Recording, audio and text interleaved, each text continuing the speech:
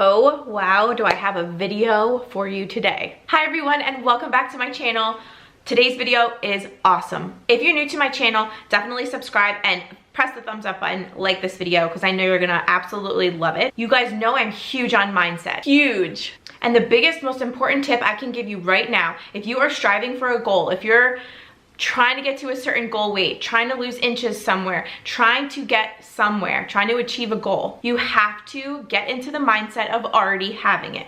I did a whole video on this. I will put it up and down in the description box. Definitely watch it after you watch this one. It will totally motivate you and get you super excited to get to your goal. But in the process of thinking about mindset and everything, I wanted to give you guys a big, huge punch of information and get you into the mindset of living at your goal weight or your goal inches or your goal dress size, your goal body image. So today's video is gonna be 10 habits that you can adopt right now, right this second, of people living at their goal weight. My name is Hart and I teach people and coach them one-on-one about your mindset and your weight loss. I do step-by-step directions on how you can get to your goal weight easy, efficiently, stress-free, anxiety-free, no fluff, and naturally. If you ever want to work with me or learn about my coaching opportunities, they're always linked in the description box down below. But today's video, I'm just gonna be pumping you with information, positivity, motivation, and tips that you need to start doing right now. Tip number 1, big plate, small plate. Huge difference. You guys, once I started eating off of this plate instead of this plate, the game changed. If you're making a portion, even if you think you're doing it right and you are putting it on this plate, it's going to look small because this plate is humongous. It's the size of my head. Start using a small plate. Huge game changer. You will put what seems like more food on here and it will trick your mind into thinking that you are eating more when you're really not. It sounds silly, it sounds simple. Try it. Tell me what you think. We are intuitively eating. We're eating right portion sizes, measuring things out, using a smaller plate so that it just feels more satisfying. And I'm telling you, start doing that today. Implement that right now. Tip number 2, water. Drink your water. People who are at their goal weight are hydrated. Hydrated AF. If you're looking at a baseline on how to start drinking more water or how much you should be drinking, take your body weight, cut that in half.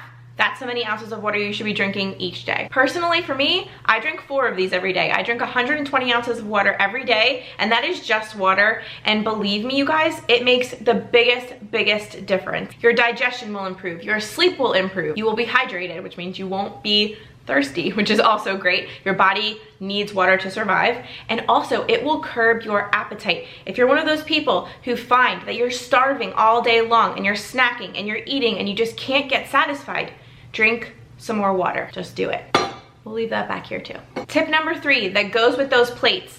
Portion out your food. The days should be gone. If you're trying to get to a weight loss goal, if you're hit a plateau, if you're not at your goals yet, you need to start measuring your food. And you guys, that doesn't have to be hard. It doesn't have to be exact. It just has to be something that's better than what you're doing right now. So if you're just aimlessly throwing food onto a plate and saying, that looks like a cup, measure it, and I'm positive that you will be surprised. Because even to this day, I think I'm doing a cup of food, a cup of cauliflower rice, whatever it is, and it's never what I think it is. It's always either way too much or not enough, every single time. My eyes can't do it. I can't measure with my eyes. And I bet a lot of you guys are like that too. So if you're trying to get to a goal, if you've hit a plateau, if you're getting frustrated with yourself about your daily intake for carbs, protein, calories, anything, measure it. Measure it, use a small plate, and I guarantee the scale will start moving, the inches will go down, you will feel better, all of the things. What else are people doing that they're living at their goal weight?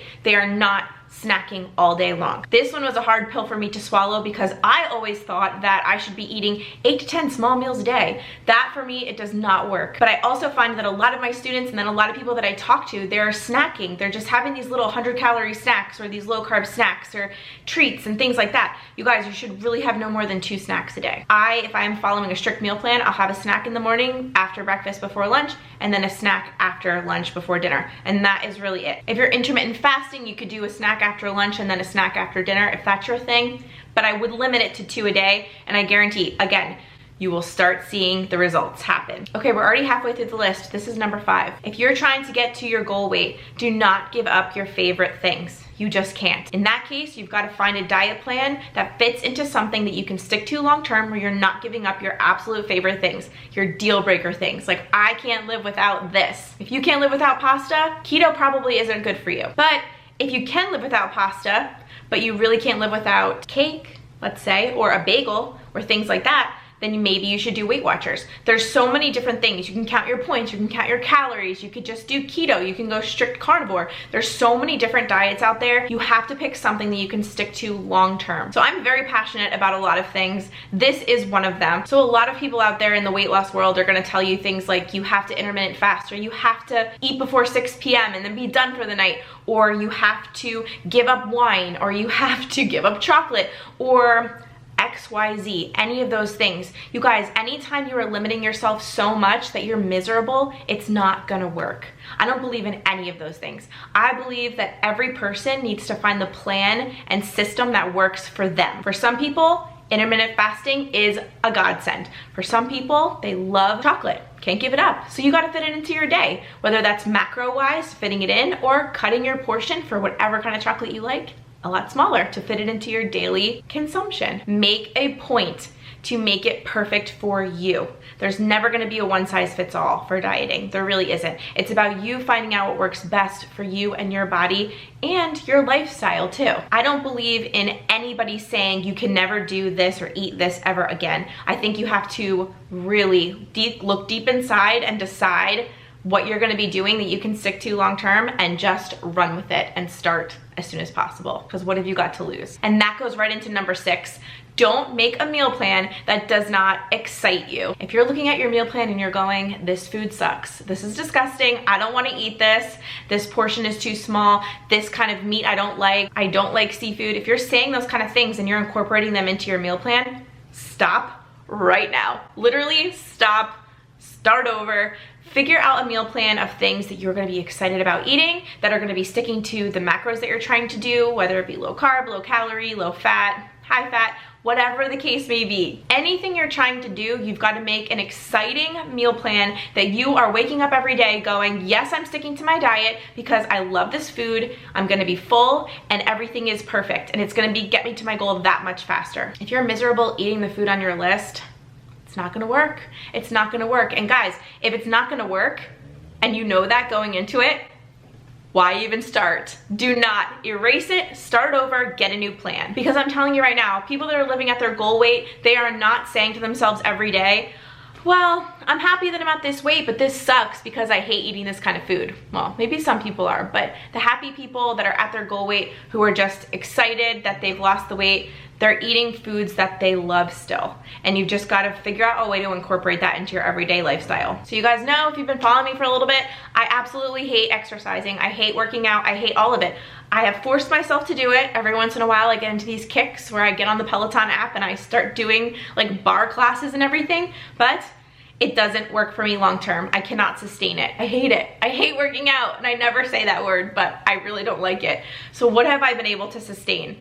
Walking. Getting my steps in every day. I get over 10,000 steps every day. That is my goal for the day, my daily goal. And if I do that, I know that if I'm doing that and I'm eating right, I'm losing weight, I'm getting to my goals, or I'm maintaining at my low weight. So what does that mean for you? You have to find a workout regimen, even if it's just walking, even if it's just counting your steps, you have to find something that you enjoy. That could be the Stairmaster. For some people, that's it. The Stairmaster, lifting weights, walking on the treadmill, doing the elliptical, getting in a cardio class, doing a kickboxing class. It's all about what you love.